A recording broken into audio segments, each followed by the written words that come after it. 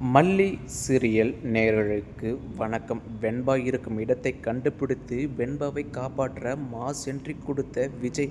நடந்தது என்ன, இனி நடக்கப் போவது என்னன்னு தெரிஞ்சது முன்னாடி இப்போ தான் சேனலுக்கு முதல் முறையாக வரீங்கன்னா மறக்காமல் லைக் பண்ணிட்டு வாங்க. வீடியோக்குள்ளே போயிட்டு என்ன தான் சுவாரஸ்யமான விஷயம் நடக்குதுன்னு பார்த்தீங்கன்னா, ஒரு பக்கம் இப்போ நம்ம விஜய் கோர்ட்டில் இருக்கும்போதே, அதாவது வெண்பாவை தான் கடத்திருக்காங்க அப்படின்ற ஒரு விஷயத்த மயில் மூலயமா தெரிஞ்சுக்கிட்டதுமே, மறுபக்கம் கோர்ட்டில் என்ன தான் ஒரு முக்கியமான கேஸ் விஷயமா போகிறது இருந்தாலுமே அது எதுவுமே தான் பொண்ணை விட முக்கியம் இல்லை அப்படின்னு இப்போது நம்ம விஜயும் மயிலும் வீட்டுக்கு வருவாங்க இல்லையா.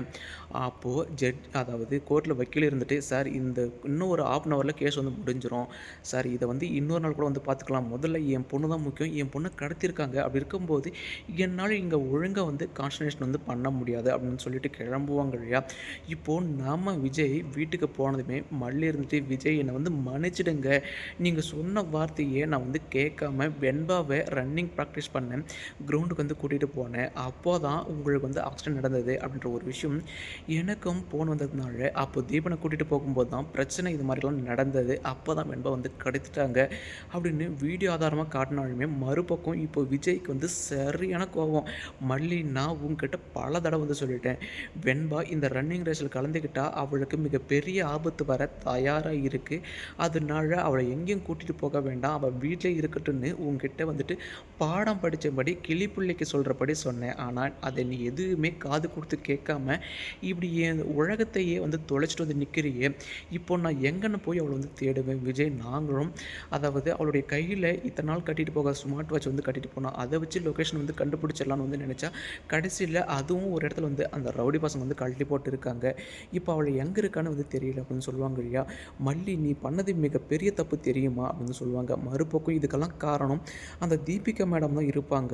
விஜய், இதுக்கும் அதுக்கும் அவங்களுக்கும் என்ன சம்மந்தம் இருக்கும், அப்படி இருக்கும்போது எதுக்கு அவங்கள வந்து இன்வால்வ் பண்ணுறீங்க, அவங்க ஏன் இந்த மாதிரி சீப்பெல்லாம் நடந்துக்க போகிறாங்க. மல்லி, உனக்கு தெரியாது, அவள் தன்னுடைய குழந்தை ஜெயிக்கணும் அப்படின்றதுக்காக எந்த எல்லைக்கு வேணாலும் போகுவா அப்படின்ற விஷயம் உனக்கு நல்லாவே தெரியும். இதெல்லாம் தெரிஞ்சுக்கிட்டோம் நீ வந்து பேசுகிறேன்னா இதுக்கப்புறம் உன்கிட்ட என்ன பேசுறதுன்னு தெரியல, என் குழந்தைக்கு மட்டும் ஏதாச்சும் ஒன்று ஆகட்டும், அதுக்கப்புறம் இருக்குது இந்த வீடு ரெண்டாயிடும், அப்போ மட்டும் கிடைக்கலன்னா உன்னை இந்த வீட்டில் வைக்க மாட்டேன், உன்னை இந்த வீட்டை விட்டு கழுத்தை பிடிச்சி வெளியே துரத்துருவேன் அப்படின்னு சொல்லுவாங்க இல்லையா. விஜய், அவள் எனக்கு தானே குழந்தை, அப்படி இருக்கும்போது என் கண்ணில் வச்சு பார்த்துருக்க மாதிரி தான் இருந்தேன், ஆனால் என்ன பண்ணுறது, பிரச்சனை நடக்கிறம்போது ஒரு சின்ன அதாவது கேப்பில் வந்து அடித்து தூக்கிட்டாங்க அப்படின்னு சொல்லுவாங்க இல்லையா. ஆனால் மறுபக்கமும் நம்ம வெண்பா இருந்துட்டு போன கிட்ட தப்பிச்சு புளிக்கிட்ட மாட்டிக்கிட்ட கணக்கா, அதாவது குழந்தைய விற்பாங்க இல்லையா, அவங்ககிட்ட வந்து போய் மாட்டிக்கிட்டாங்க.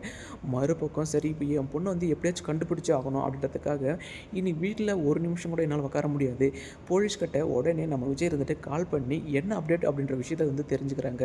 சார், இவ்வளோ தூரம் வந்து போயிட்டோம், கடைசியில் ரவுடிங்களை வந்து அடி வெளுக்கிற மாதிரி வெளுத்து அவங்க கிட்டேருந்து உண்மையை வந்து வாங்கிட்டேன், தீபிகா மேடம் தான் வந்து கடத்த சொல்லியிருக்காங்க, அதுவும் 2 மணி நேரம் கழித்து விட்டுற சொல்லியிருக்காங்க, ஆனால் அதுக்கு முன்னாடியே உங்கள் குழந்தை இருந்துட்டு தப்பிச்சுட்டு இருக்காங்க, இப்போ தப்பிச்சு இந்த ஏரியாவுக்குள்ளே தான் தப்பிச்சிருக்காங்களாம், அப்படி இருக்கும்போது அந்த ஏரியாவில் இருக்கிற சிசிடிவி கேமரா மட்டும் வாட்ச் பண்ணாலே போதும், யார் கடத்திருக்காங்க, மறுபக்கம் யார்கிட்ட உங்கள் குழந்தை இருக்குது அப்படின்ற விஷயம் தெரிஞ்சிடும் அப்படின்றதுக்காக இப்போ அந்த ஏரியாவுக்கு போகும்போது தான் அங்கே ஒரு லேடி, அதாவது வெண்பா வந்து ஆட்டோவில் கூட்டிகிட்டு போகிறதையும் பார்த்துறாங்க. மறுபக்கம் அவங்க வீடு எங்கே, குடோன் எங்கே அப்படின்னு தெரிஞ்சுக்கிட்டு கடைசியில் நம்ம விஜய் இருந்துட்டு குடோனுக்குள்ளே மாசின்றி கொடுப்பாங்க இல்லையா. அப்போ தான் வெண்பாவை கட்டி வைக்கிறது பார்த்ததுமே நம்ம விஜய் அந்த 2 ரவுடிங்களையும் அடி பொழந்த கட்டிட்டு, மறுபக்கம் என் பொண்ணை என்னடா பண்ணி வைக்கிறீங்க, அதாவது ஒரு குழந்தை ஏன் பெற்று வளர்க்குறது எவ்வளோ கஷ்டம், அப்படி இருக்கும்போது சாதாரணமாக இவ்வளோலாம் கடத்தி வைக்கணும்னு உங்களுக்கு என்னடா கை காலெல்லாம் நல்லா தானே இருக்குது, அப்படி இருக்கும்போது உழைச்சி சாப்பிட உங்களுக்கு வந்துட்டு அதுக்கு யோகத்தை கிடையாதா, அப்படி இப்படின்னு வந்துட்டு நம்ம விஜய் அந்த 2 ரவுடிகளையும் அடித்து